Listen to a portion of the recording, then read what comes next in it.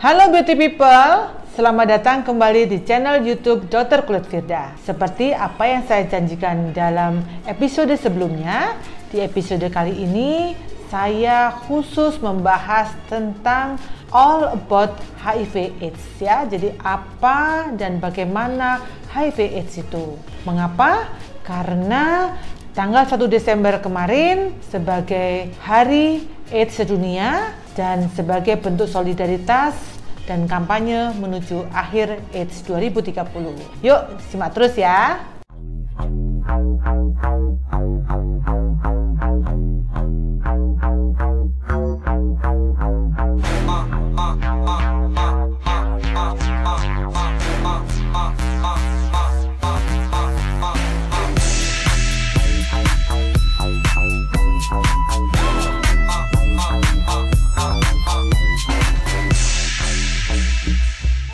Kemarin kita sudah bahas tentang HIV dan AIDS ya. HIV sendiri adalah jenis virus yang bernama Human Immunodeficiency Virus ya. HIV secara spesifik menyerang dan menghancurkan sel CD4 yang menjadi bagian penting dari sistem kekebalan tubuh manusia untuk melawan infeksi. Sederhananya begini beauty people, HIV adalah kondisi yang bisa menyebabkan penyakit AIDS bila tidak ditangani secara baik dan benar. Diagnosa HIV sendiri perlu ditegakkan sebelum seseorang mendapatkan terapi. Salah satu caranya untuk mengetahui seseorang mengidap HIV atau AIDS tidak lain dengan melakukan tes HIV yang disertai dengan konseling. Layanan tes HIV dan konseling ini sering dikenal dengan sebutan VCT atau Voluntary Counseling and Testing atau KTS, konseling dan tes HIV sukarela. Tes ini bersifat sukarela dan sangat rahasia. Pertama, konseling ini akan diberikan terlebih dahulu. Hal ini karena bertujuan untuk mengetahui tingkat risiko, pola hidup keseharian, serta cara menghadapi hasil tes jika pasien tersebut terbukti positif. Jenis pemeriksaan untuk mendeteksi HIV dan AIDS ini biasanya diambil dari sampel darah ya beauty people. Antara lain yang bisa kita lakukan adalah tes antibodi, di mana tes ini bertujuan mendeteksi antibodi yang dihasilkan tubuh melawan infeksi HIV. Meski akurat, perlu waktu 3-12 minggu agar jumlah antibodi dalam tubuh cukup tinggi untuk terdeteksi saat pemeriksaan. Yang berikutnya adalah tes antigen. Tes antigen bertujuan mendeteksi protein yang menjadi bagian dari virus HIV, yaitu P24. Tes antigen ini dapat dilakukan 2-6 minggu setelah pengidap yang dicurigai terinfeksi HIV. Jika screening menunjukkan pengidap terinfeksi HIV atau kita sebut HIV positif, maka pengidap perlu menjalani tes berikutnya untuk memastikan hasil screening, dengan tujuan membantu dokter mengetahui tahap infeksi yang diderita serta menentukan metode pengobatan yang tepat. Tes ini dilakukan dengan cara mengambil sampel darah pengidap untuk selanjutnya diteliti di laboratorium. Tes lanjutan bila screening positif yang bisa dilakukan salah satunya adalah hitung sel CD4. CD4 adalah bagian dari sel darah putih yang dihancurkan oleh HIV. Jumlah sel CD4 normal berada dalam rentang 500 sampai 1400 sel per milimeter kubik darah. Pada kasus AIDS terjadi jika hasil hitung sel CD4 di bawah 200 sel per milimeter kubik darah. Selanjutnya adalah tes pemeriksaan terhadap viral load atau HIV RNA, di mana tujuannya adalah menghitung RNA yang merupakan bagian dari virus HIV yang berfungsi menggandakan diri. Jumlah RNA yang lebih dari 100.000 kopi per milimeter darah menandakan infeksi HIV baru saja terjadi atau tidak tertangani. Sedangkan jumlah RNA yang berada di bawah 10.000 kopi per milimeter darah menunjukkan perkembangan virus yang tidak terlalu cepat, tetapi kerusakan pada sistem kekebalan tubuh tetap terjadi. Berikutnya adalah tes resistensi atau kekebalan. Hal ini perlu dilakukan ya beauty people.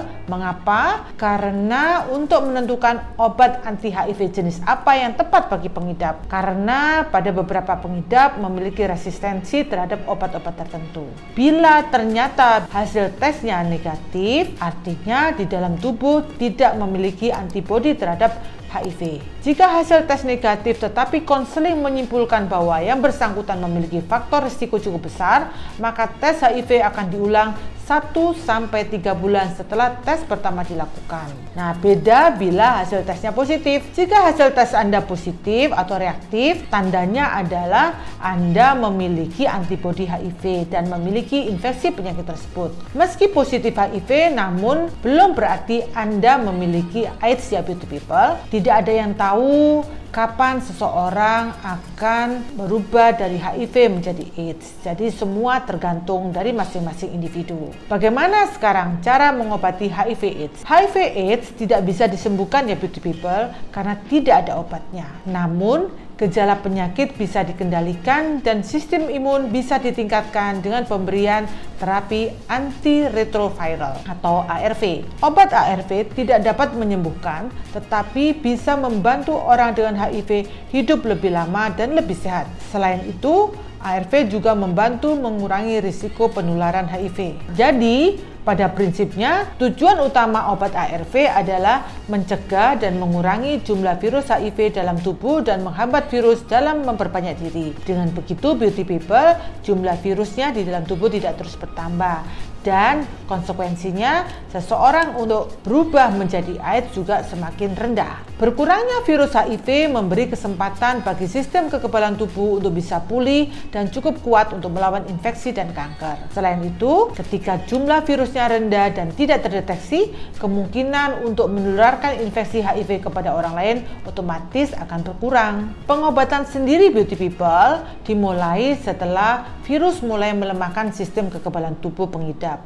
Kondisi ini dapat dilihat dengan pemeriksaan kadar sel CD4 dalam darah. Pengobatan biasanya disarankan jika sel CD4 jumlahnya mendekati 350. Tujuannya adalah untuk menurunkan kadar virus HIV serta untuk mencegah penyakit yang terkait dengan HIV. Sehingga dengan demikian otomatis kemungkinan menyebarkan juga menjadi lebih kecil pastinya. Nah, beauty people, dari penjelasan tadi kita perlu menggarisbawahi bahwa ARV adalah obat yang tidak menyembuhkan HIV. Itu yang harus diingat ya.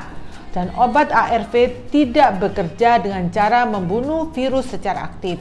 Sebaliknya, ARV menargetkan dan memblokir berbagai tahapan siklus virus. Dengan demikian, virus tidak dapat bereplikasi dan membuat salinan dirinya sendiri. Sehingga otomatis dengan sendirinya, jumlah virus HIV berkurang di tubuh pengidap HIV. Hal ini tentu membuat sistem kekebalan tubuh cukup kuat melawan penyakit. Yang penting dan harus diketahui oleh beauty people adalah jika pengobatan terus berlanjut tanpa ada gangguan, maka populasi virus dalam tubuh akan turun ke titik yang dianggap tidak terdeteksi. Pengidap HIV atau yang biasa disebut dengan ODA, orang dengan HIV AIDS, harus mengkonsumsi obat ini seumur hidupnya ya beauty people. Apabila seorang ODA melewatkan dosis obat ini, maka virus dapat mulai menggandakan dirinya sehingga akibatnya virus tidak terbunuh dan dapat muncul kembali atau istilahnya rebound jika pengobatan tiba-tiba dihentikan. Hal yang sama juga terjadi jika obat tidak diminum secara konsisten sesuai dengan aturan. Seiring waktu, dosis yang tidak konsisten juga dapat menyebabkan perkembangan resistensi virus terhadap obat dan pada akhirnya berakibat pada kegagalan pengobatan. Obat ARV harus dikonsumsi tepat waktu ya beauty people dengan cara yang tepat agar dapat bekerja dengan lebih baik. Hal ini pastinya tidak mudah karena obat ARV dapat menyebabkan efek samping sehingga pada beberapa orang mereka berhenti meminumnya. Nah, ini adalah beberapa efek samping dari ARV ya. Salah satunya adalah kelelahan, pusing, mual, terjadi ruam, diare, dan bahkan perubahan suasana hati. Sebenarnya, dengan pengobatan yang tepat, seseorang yang baru terinfeksi HIV dapat berharap untuk menjalani hidup mendekati normal. Bahkan menurut penelitian, seorang pria yang berusia 20 tahun yang terinfeksi HIV dapat bertahan hidup hingga usia 70 tahun dan seterusnya apabila dia mengkonsumsi ARV secara teratur dan rutin serta tepat waktu. Sementara itu, dikutip dalam kajian WHO, seorang dengan ODA atau orang dengan HIV AIDS yang mengkonsumsi ARV secara efektif dapat mengurangi resiko penularan ke pasangan seksual yang tidak terinfeksi hingga sebesar 96%. Wow, sangat tinggi angka keberhasilannya. Saat terdeteksi infeksi HIV, maka penderita diminta untuk segera mengobati dirinya dengan obat ART sesegera mungkin. Apalagi jika yang bersangkutan dalam kondisi seperti ini, hamil atau memiliki infeksi oportunistik atau mempunyai gejala yang klinis yang parah atau sel CD4 di bawah 350 atau mungkin mempunyai penyakit ginjal akibat HIV atau hepatitis B dan C. Jadi kondisi-kondisi ini justru sangat dibutuhkan untuk segera mengkonsumsi obat-obat ART. Seiring berjalannya waktu, HIV bisa menjadi kebal terhadap satu golongan ARV. Oleh karena itu, kombinasi ARV akan diberikan pada penderita. Biasanya pasien akan diberikan 3 golongan obat ARV. Kombinasi obat ini diberikan berbeda-beda pada tiap orang tergantung dari kondisi klinis dan resistensi terhadap obatnya. Pengobatan kombinasi ini lebih dikenal dengan nama terapi antiretroviral atau ART. Nah, sekarang apa yang harus dilakukan di rumah apabila seorang penderita HIV/AIDS? Yang pastinya adalah perubahan gaya hidup. Seperti apa? Makan makanan yang bergizi pastinya ya beauty people, terutama mengkonsumsi banyak sayur, buah-buahan, biji-bijian, dan satu lagi, protein tanpa lemak. Cukup istirahat, rutin olahraga, menghindari obat-obat terlarang termasuk alkohol, dan berhenti merokok pastinya. Di samping itu, yang perlu dilakukan juga adalah melakukan berbagai cara untuk mengelola stres seperti meditasi atau yoga. Dan jangan lupa mencuci tangan dengan air bersih dan sabun setiap habis memegang hewan peliharaan. Dan hindari daging mentah, telur mentah, susu yang tidak dipasteurisasi, dan makanan laut yang mentah. Di samping itu jangan lupa juga melakukan vaksin yang tepat untuk mencegah infeksi seperti radang paru dan flu. Nah, jika Anda positif, Anda dapat menularkan virus ini ke orang lain pastinya. Oleh karena itu, lindungi diri Anda dan orang lain dan cegah penyebaran HIV dengan cara: 1.